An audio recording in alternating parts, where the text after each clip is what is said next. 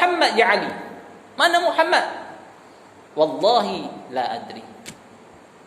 Jawab Ali. Tu je jawapan dia, tak keluar benda lain. Wallahi la adri. Demi Allah, aku tak tahu. Aina Muhammad ya Ali? La adri. Jangan tanya banyak, aku tak tahu. Tanya lagi berpuluh kali. Setiap kali pertanyaan bagi nombor. Sekali tanya, Aina Muhammad? La adri. Pang sebiji. Aina Muhammad? La adri. Pang sebiji. Aina Muhammad? La adri. Pang sebiji. Bukan tanya 10 kali tanpa sebarang hadiah. Dapat hadiah, penumbuk. Tak lepas penumbuk, terajang pula. Aina Muhammad? La adri. Tak tahu. Jangan tanya, jawapan sama. Last sekali, tak tahu. Tak boleh paksa budak. Nak pukul macam mana sangat. Kesian juga lah. Pukul-pukul, habis lebam, berdarah semua. Okey. Last sekali pergi rumah Abu Bakar Siddiq. Pergi rumah Abu Bakar. Tengok Abu Bakar pun tak ada juga. Tanya pada Asma. Ya Asma, aina Abu Bakar? Ya Asma, mana bapak kamu Abu Bakar? Wallahi, la adri. Sama jawapan dengan Ali. Demi Allah, aku tak tahu. Pang kena penampar. Dia keempat kali kena penampar. Tetap konsisten jawab, aku tak tahu. Ni, iman, apalah tersemak dalam hati, bunuh pun tak apa. Apabila dah beriman dengan Allah dan Rasul, bunuh mati pun tak apa. Itu dianggap sebagai fi sabilillah. Ni jiwa perempuan yang muda. Kalau kita, orang tua, nak melangkah datang ke surau masjid pun tak boleh nak jihad. Allahu Akbar. Malu kat Asma, malu kat Aisyah, malu kat budak yang bernama Ali. Umur 10 tahun. Tapi disemak dengan akidah oleh Nabi SAW. Sehingga mereka yakin dan percaya Allah dan Rasul dalam hidup mereka. Yang lain itu tidak ada apa-apa. Bahkan datang sebarang cabaran, ujian, nothing. Tidak ada apa masalah. Itu. Selepas saja pergi, Nabi terus pergi berjalan menuju ke Gua Thur. Dan Nabi berjalan bukan mengikuti jalan yang kebiasaan untuk pergi ke Gua Thur. Biasa nak pergi ke Gua Thur mengarah ke arah utara. Utara. Dan seluruh Mekah ketika itu PKP. Setiap penjuru border ada roadblock. Nak tahan Nabi ni, semua dah heboh dah, Nabi dah lagi. Jadi seluruh diisytiharkan kita roadblock seluruh penjuru untuk keluar daripada Mekah. Buat roadblock. Ada setiap roadblock, setiap penjuru jalan-jalan di roadblock. Nabi tahu benda ni. Nabi dah tahu perancangan kaum musyrikin Mekah. Jadi ketika ini dia pun pergi menggunakan jalan arah selatan menuju ke arah Yaman untuk menuju kepada Gua Thur. Dan jalan ini jarang dilalui sebab apa? Sebab pertama jauh, yang kedua berbatu. Berbatu. Jauh sangat-sangat. Terpaksa dikatakan dalam riwayat sirah, 5 batu lebih jauh daripada perjalanan biasa. Alah, 5 batu jauh Ustaz. 5 batu kita dengan kereta tak apalah, tak pelik. Ni jalan kaki. Bersama dengan barang-barang. Adalah berapa sedikit bekalan. Jalan kaki. Dan jalan pun bukan biasa, jalan berbatu. Lebih teruk lagi daripada Pambonio sekarang. Nak pergi ke Sematan, teruk lagi. Pada pasir, dah tanpa ada sebarang teduhan zillun. Tidak ada sebarang teduhan. Kalau kita letih, rehat sekejap kat pokok. Pada pasir mana ada pokok? Tidak ada pokok, panas. Nabi ambil jalan ni juga. Pergi menuju ke Gua Thur. Gua Thur ni tinggi dah tuan. Siapa pernah pergi di Mekah apa, tahu macam mana. Gua Hira pun sama. Gua Hira tempat Nabi ni pun sama juga, tinggi. Nak daki semua sekali dalam keadaan susah payah. Nabi jalan berbatu pergi jalan. Jalan sampai ke Gua Thur. Sampai saja depan Gua Thur, ketika ini Abu Bakar kata stop. Stoplah, qif ya Nabi, ya Rasulullah. Berhenti sekejap ya Rasulullah. Kamu duduk rehat dulu saja kat luar gua. Biar aku masuk dulu. Abu Bakar masuk ke dalam gua, dia sapu-sapu, semak-semak, sampah-sampah, debu-debu, dia tutup, dia koyak kain baju dia tampal lubang-lubang di dinding gua tadi. Sebab apa? Sebab itu lubang binatang berbisa. Lipat, kalau jengking, ular dan sebagainya. Selepas ditampal-tampal semua, ada masih lagi satu lubang yang berbaki. Ketika ini barulah Abu Bakar kata, ya Rasulullah, faddal. Silakan masuk. Masuklah Nabi SAW ke Gua Thur. Dan ketika itu Abu Bakar terlihat satu lubang. Masih lagi ada yang tak mampu ditutup sebab dah habis dah kain. lalu ditutup dengan tapak kaki dia. Sebahagian kata tapak tangan dia. Tapak tangan, tapak kaki dua-dua. Ketika itu Nabi SAW dijemput oleh Abu Bakar. Ya Rasulullah, mai rehat dulu, tidur atas riba aku. Nabi pun meletakkan kepalanya yang mulia di atas riba Abu Bakar As-Siddiq. Ini persahabatan. Sayangnya Abu Bakar As-Siddiq kepada Rasulullah SAW. Ketika Nabi nyenyak tidur, ketika itu Abu Bakar As-Siddiq sedang dipatuk oleh ular.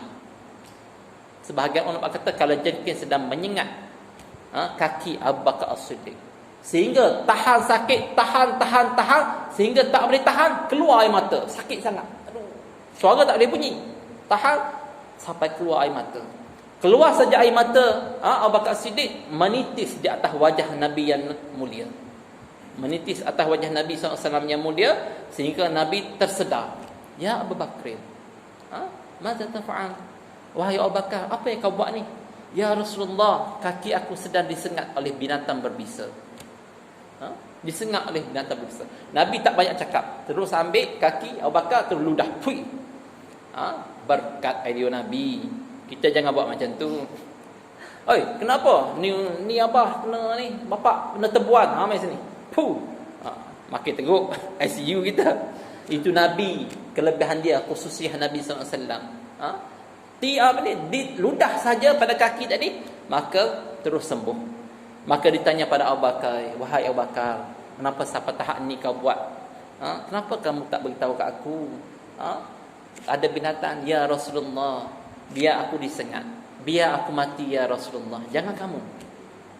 Kalau aku mati tidak ada masalah, tapi kalau kamu mati ya Rasulullah, maka Islam tidak akan tersebar.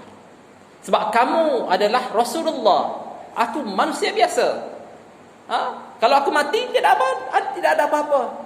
Tapi kalau kamu mati, macam mana Islam akan tersebar di muka bumi ni? Biar aku mati, kata Abu Bakar As-Siddiq. Waktu inilah Nabi SAW doakan kepada Abu Bakar As-Siddiq. Begitu hebat nilai persahabatan antara Nabi SAW dengan Abu Bakar As-Siddiq. Selepas itu selesai satu plot cerita. Episod yang lainnya, ketika ini kaum musyrikin Mekah sedang pergi mencari Nabi, mana Muhammad, dan dapat dikesan jejak kaki Nabi. Walaupun Nabi dah guna strategi ikut jalan utara, jalan selatan ke Gua Thur, tetap juga kaum musyrikin Mekah ni ada yang golongan pakar forensik. Dulu dipanggil qiyafah. Qiyafah ni pakar tentang menilai manusia, jejak langkah dan sebagainya. Contohnya perempuan waktu zaman jahiliah dahulu, apabila dia mengandung, dia ramai suami, ada 10 orang suami, A, B, C, D, sampai 10 orang suami. Jahiliah lah, jangan bincang lah hukum apa, zaman jahiliah. Last sekali dia pregnant, mengandung. Apabila mengandung sahaja, maka waktu ni dia kena lahirkan anak. Lahir saja anak ini, maka ada dipanggil ahli qiyafah. Qiyafah ni orang yang pandai nilai, ahli nujum lah. Dia pergi ambil budak tu, bayi tadi, dengan setiap lelaki yang bersama dengan perempuan tadi. Kalau 10 orang, 10 orang. Kalau 5 orang, 5 orang yang pernah bersama dengan perempuan. Dia tutup dengan selimut di atas katil, dia tengok tapak kaki dengan bayi tadi. Ni bukan bapak dia ni bukan daripada benih dia. Walaupun dia bersama dengan perempuan tadi. Sama-sama 5 orang, tapi dengan satu perempuan. Dah sekali, rupanya si B ni ada penilaian qiyafah. Begitu juga Nabi SAW ada pakar-pakar forensik di Mekah dulu menilai jejak langkah Nabi dan menilai macam mana Muhammad ni bergerak. Nak kata pergi ke arah ni, bukan. Arah ni, dah sekali dia pun pergi ke arah selatan. Betul, ada tapak kaki. Sampai saja tapak kaki itu tak jelas juga. Masih pening lagi ahli qiyafah ni. Pening lagi, macam mana ni, pening ni. Sebab apa? Sebab hamba Abu Bakar yang bernama Amir bin Furaihah tadi, apa tugas dia? Tugas dia apa? Tugas dia setiap hari dia akan pergi bawa kambing-kambing di kawasan laluan Nabi tadi. Apabila hampir malam, dia pun bawa balik. Sehingga kan tapak kaki Nabi ni dihilangkan dengan pijakan kaki-kaki kambing yang dibawa oleh hamba Abu Bakar bernama Amir bin Furaihah tadi. Walaupun sedemikian bercampur tapak kaki kambing dengan tapak kaki Nabi dan Abu Bakar Siddiq, tetap juga orang hebat. Bab qiyafah ni dapat nilai juga. Oh, tak boleh tipu ni, aku tahu. Pergi sampai lebih kurang jarak 2-3 meter dengan Gua Thawr. Sampai saja kat sini, hilang tapak kaki Nabi. Tak ada. Banyak ni riwayat kata ada sebahagian binatang-binatang yang sapu semua sekali. Hilang tapak kaki Nabi SAW. Apabila hilang ni, ahli qiyafah tu kata pada Abu Jahal dan pemimpin Quraisy, musyrikin Mekah, dia kata, setakat ni je ilmu aku. Dua kemungkinan sahaja Muhammad ni. Sama ada sampai saja kat sini, ia terbang, ataupun dia gaib. Itu je. Sebab tak ada dah. Sampai sini ya tapak kaki dia. Ahli qiyafah pun ada hak juga ilmu dia. Dah depan gua tadi. Dia tu, dan Abu Bakar As-Siddiq berada dalam gua tu, dia melihat melihat tapak kaki kaki-kaki kaum musyrikin Mekah duk bergagur sibuk depan pintu gua tadi. Tetapi disebabkan ahli qiyafah tu bagi tahu, tak dapat. Tapak kaki ni pertama, yang kedua, di depan pintu Gua Thawr itu ada sarang labah-labah. Dahlah sarang labah-labah pula, ada pula sarang burung merpati yang bertelur. Tak mungkin ni. Pada ilmu aku tengok sarang labah-labah ni dah 100 tahun lebih ni. Takkanlah Muhammad sampai masuk dalam gua, tak mungkin ni. Dan aku tengok juga burung merpati ni bertelur dah lebih 5 hari ni. Kita berapa hari baru dia menghilang. Sebelum ni ada kat Mekah, kat rumah dia. Tak mungkin. Ketika sedang saja kaum musyrikin Mekah berada di gua tadi, duduk lalu lalang, Abu Bakar Siddiq nampak. Nampak. Ketika itulah Abu Bakar Siddiq takut.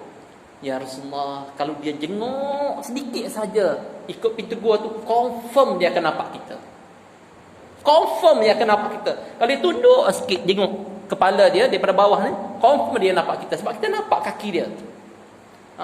Maka kata Rasulullah SAW, wala takhafu wala tahzanu innallaha ma'ana.